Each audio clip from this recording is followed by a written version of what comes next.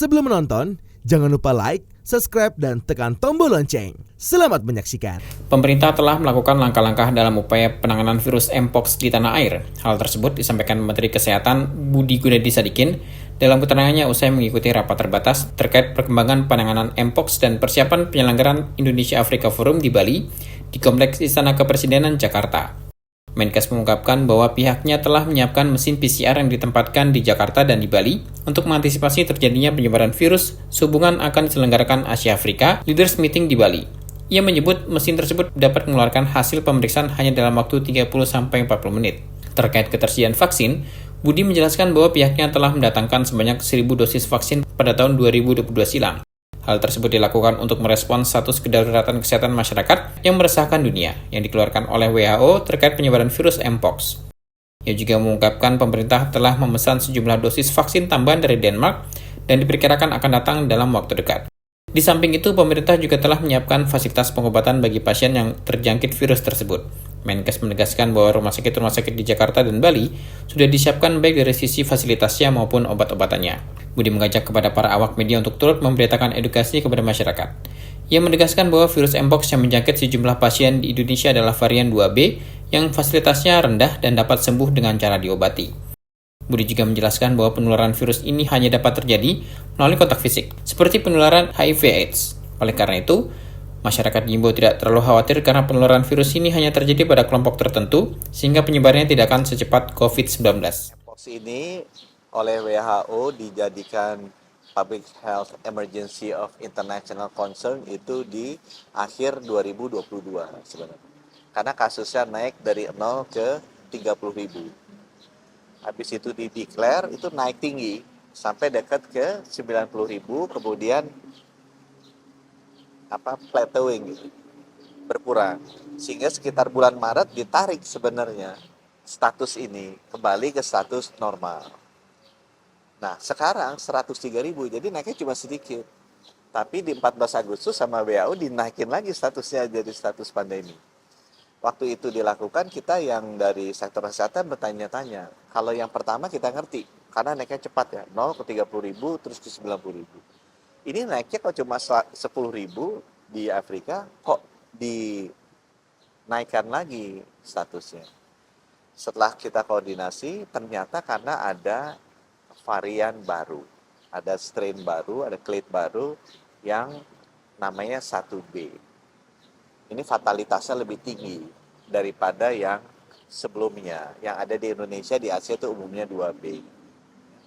Itu yang pertama. Jadi rupanya kekhawatirannya lebih karena adanya varian baru yang fatalitasnya mendekati 10% dibandingkan dengan yang varian lama yang 0,1%. Nah, hal kedua yang tadi saya sampaikan juga ke Bapak Presiden, selain perkembangan di Afrika, bahwa ini obatnya udah ada. Buatan Amerika ada, buatan India ada, Indonesia juga sudah miliki obatnya. Yang ketiga, vaksinnya juga sudah ada. Untuk orang-orang yang lahir di bawah tahun 70-an kayak saya, kan dulu pernah divaksin cacar. Itu memberikan proteksi. Jadi yang relatif usianya tua kayak saya itu terproteksi.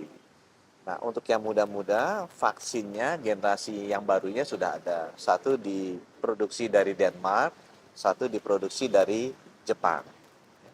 Indonesia tahun 2022 waktu kemarin diangkat statusnya sebagai pandemi sudah datangkan 1.000 vaksin dari Denmark dan itu sudah kita berikan ke orang-orang yang memang memiliki risiko tinggi. Buat pengetahuan teman-teman, penularannya ini mirip HIV sama AIDS.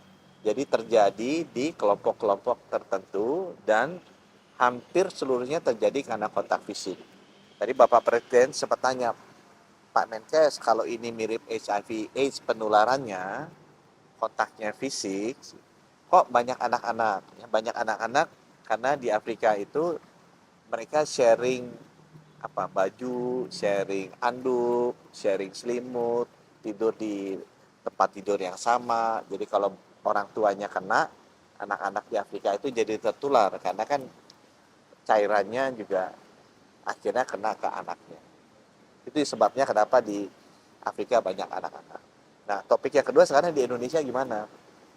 Indonesia sejak 2022 waktu status Public Health Emergency of International Concern ini dinaikkan oleh WHO, sampai sekarang ada 88.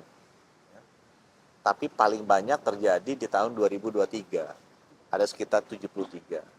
Di tahun 2024 sendiri, itu ada 14 yang kita sudah konfirmasi positif dari awal tahun. Daerahnya di mana? Daerahnya semuanya di Jawa plus Kepulauan Riau. Tapi sejak WHO menaikkan kembali statusnya di Agustus 2014, kita ada 11 suspek, tapi semuanya negatif. Ya, semuanya negatif.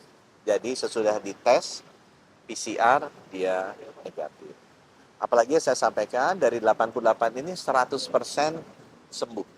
Ya, 100% sembuh, karena 100% mereka adalah varian atau clade-nya 2B. Kita sudah genome sequence semuanya. Jadi karena fasilitas lab-nya kita bagus, PCR-nya bagus, genome sequencing-nya bagus, sudah kita genome sequence semuanya 2B, ya, confirm. Nah, sekarang apa yang dilakukan oleh pemerintah? Yang nomor satu dilakukan oleh pemerintah, surveillance kita tingkatkan. Jadi Bapak Presiden tadi sudah memutuskan, kita akan aktifkan lagi electronic surveillance card. Dulu ingat Peduli Lindungi. Jadi orang-orang datang dari luar negeri, dia isi, nanti dikasih QR code.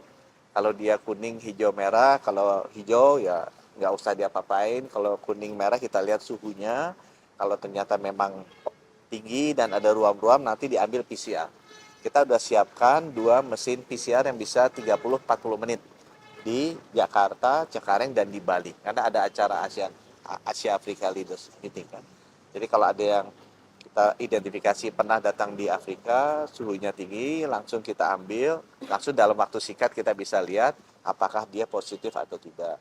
Kalau dia positif, langsung ditaruh di isolasi, ya, di rumah sakit, karena obat-obatan kita sudah siapkan, antivirusnya. Udah dikirim ke Bali juga, sebagian ada di Jakarta. Itu dari sisi surveillance-nya, ya, dan semua reagen buat PCR, ya, reagen buat WGS-nya, lab whole genome sequencing-nya sudah kita persiapkan. Dan kita lab-nya kan lengkap, sekarang ada di Jakarta, ada di Bali. Menkes menjelaskan bahwa sampai saat ini hanya terdapat 88 orang yang terkonfirmasi positif.